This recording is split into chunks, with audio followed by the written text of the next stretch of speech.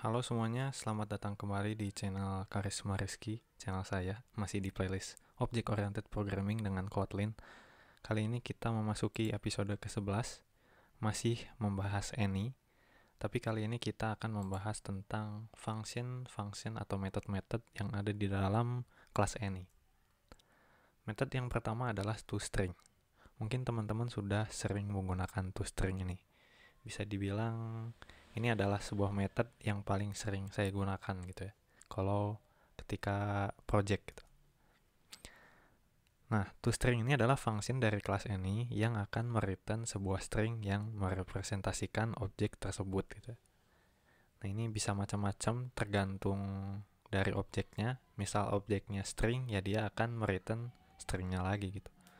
Misalkan objeknya itu sebuah integer, dia akan mereturn string yang isinya angkanya gitu. Nah, kita bisa mengoverride function toString ini agar sesuai dengan kebutuhan kita. Nah, contohnya ini adalah function toString untuk mereturn string dari sebuah objek biasa gitu. Nah, di sini saya punya objek employee. Nah, ketika di toString nanti hasilnya kayak gini gitu. Get class, get name, add, sama hashcode-nya gitu. Nah, jadi seperti ini defaultnya kalau untuk toString sebuah objek yang kita buat di luar string, integer, dan lain-lain. Nah, returnnya seperti ini. Nah, kita bisa mengoverride function toString ini agar sesuai dengan kebutuhan kita. Misalkan seperti ini. Saya ingin mereturn namanya dan umurnya gitu. Nah, maka nggak seperti ini lagi, yang di return akan nama dan umurnya gitu. Kemudian function yang kedua adalah equals. Equals ini ya lebih ke persamaan ya, sama dengan, tidak sama dengan. Gunanya untuk apa? Jadi function ini akan mereturn sebuah boolean yang menunjukkan apakah objek yang dibandingkan itu sama. Sama yang dimaksud di sini adalah benar-benar sama. Jadi meskipun ada dua objek berbeda, memiliki data yang sama, tetap saja function equals ini akan menganggap objek-objek tersebut berbeda. Nah, misalkan di sini saya membuat 3 employee ya. Yang pertama Tengo, yang kedua Aomame, yang ketiga Aomame. Kemudian saya buat perbandingan di sini. Yang pertama employee sama dengan employee. Nah, dia ini akan true karena memang dia objek yang sama gitu. Yang kedua saya bandingkan employee yang pertama dengan employee yang kedua. Jelas beda karena dia objeknya beda, datanya juga beda. Nah, yang unik di sini adalah perbandingan antara employee 2 dan employee 3. Kalau kita lihat di sini datanya sama ya. Namanya Aomame, umurnya 30. Pokoknya datanya persis sama, tapi ketika dibandingkan, dia hasilnya false. Kenapa? Karena ya yang dibandingkan itu objeknya gitu, bukan isinya. Ini adalah function equals bawaannya, kalau nggak salah.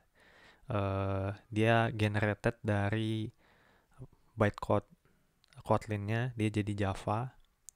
Nah, dia akan mereturn this sama dengan objek. Makanya yang dibandingkan itu objeknya gitu, bukan isinya. Karena pada memori pun employee 2 dan employee 3 ini punya masing-masing lokasinya gitu. Jadi memang dia adalah objek yang berbeda. Nah, kalau kita nggak mau default seperti tadi, kita bisa akalin aja gitu dengan cara mengoverride equals-nya. Kita gunakan smart case. Kemudian dia akan mereturn hasil dari pengecekan apakah namanya sama dan apakah umurnya sama. Nah, ketika override ini dilakukan, employee 2 dan employee 3 hasilnya akan true. Karena yang dibandingkan bukan lagi objeknya, tetapi isinya gitu. Nah, kita bisa memanfaatkan function equals ini ketika di override. Nah, yang terakhir ini ada hashcode.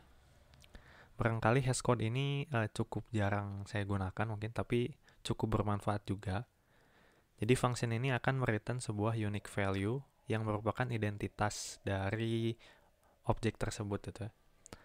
Jadi unique value ini bertipe integer, kemudian bisa digunakan untuk banyak hal. Salah satunya adalah mencegah duplikasi. Ya karena setiap objek yang dibuat, setiap instance yang dibuat, dia akan memiliki hashcode yang berbeda gitu. Kalau teman-teman pernah belajar data structure, coba belajar tentang hash function.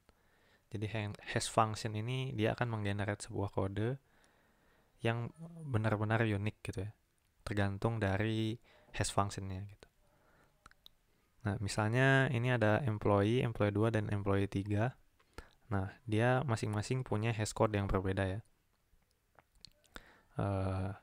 Nah, kita bisa mengoverride-nya juga gitu. Dengan apa ya? Misalkan kita hanya ingin membedakannya dengan namanya saja gitu. Nah, ketika dia mereturn sebuah hash code dari name-nya, jadi kalau namanya sama, misalnya Aomame ini, dia akan menghasilkan hash code yang sama. Nah, ini cukup jarang juga sih sebenarnya, tapi perlu teman-teman ketahui. Mungkin kita akan coba untuk menerapkan 3 function tersebut. Jadi di sini saya punya kelas employee ya. Kita akan mengoverride 3 function tersebut. Yang pertama kita akan override toString-nya ya. Kemudian kita akan mengoverride equals. Kemudian kita akan mengoverride hashcode. Nah, untuk toString kita akan coba mereturn employee kemudian namanya. Jadi ketika kita menjalankan toString, dia akan mereturn employee nama. Umurnya nggak usah ya, karena ini hanya contoh. Kemudian kalau equals, kita akan menyamakan namanya saja. Jadi nama dan umur, karena dia harus sama. Nah, karena ini order ya, karena ini any, kita harus casting dulu. Kita akan menggunakan when. Kita sudah pelajari casting di video sebelumnya. Nah, yang pertama jika employee.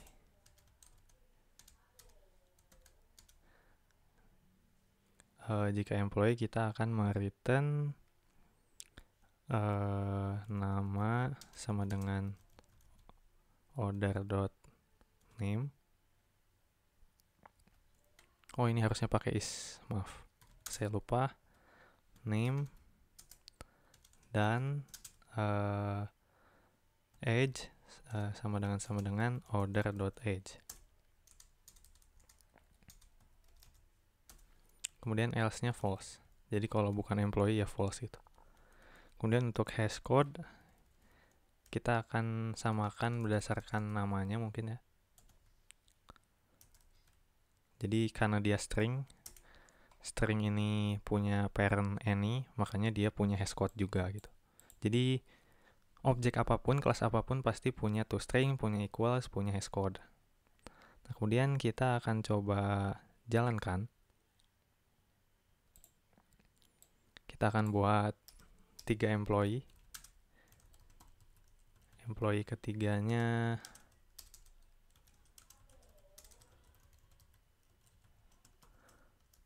Aomame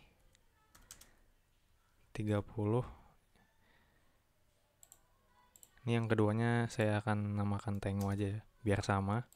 Jadi kita akan cek apakah employee 1, employee 2 sama. Print line employee 1 sama dengan employee 2. Karena kita sudah mau override equals-nya, harusnya sama ya, karena dia datanya sama. Kemudian kita akan coba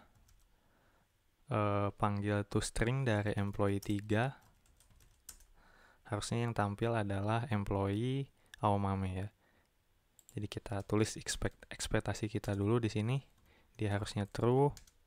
Dia harusnya ngeprint employee Aomame. Kemudian yang terakhir kita bandingkan hashcode dari Tengo ya. Employee hashcode sama dengan employee 2.hashcode. Ini harusnya true ya. Karena kita mengambil hashcode dari namanya gitu. Karena namanya sama, berarti hashcode-nya sama. Ini true ya. Kita akan coba jalankan.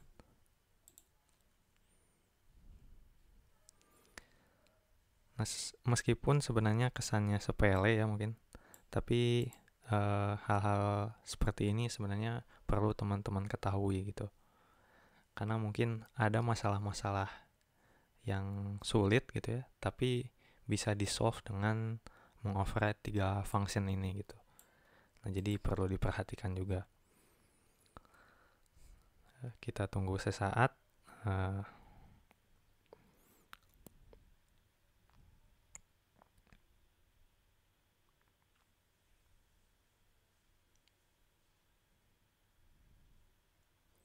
Nah, sesuai ekspektasi kita ya. Yang pertama true, karena yang dibandingkan adalah nama dan umurnya. Jadi karena dia datanya sama, hasilnya true. Kemudian employee 3 toString-nya ya seperti ini. Dia mereturn employee .2 namanya. Sesuai, kemudian hashcode-nya sama. Karena yang dibandingkan adalah hashcode dari namanya. Nah, mungkin seperti itu untuk penerapan dari ketiga function yang ada di kelas ini. Ketiga function ini bisa sangat powerful jika teman-teman menggunakannya di saat dan waktu yang tepat. Jadi mungkin cukup sekian. Semoga bermanfaat. Kita berjumpa lagi di video selanjutnya.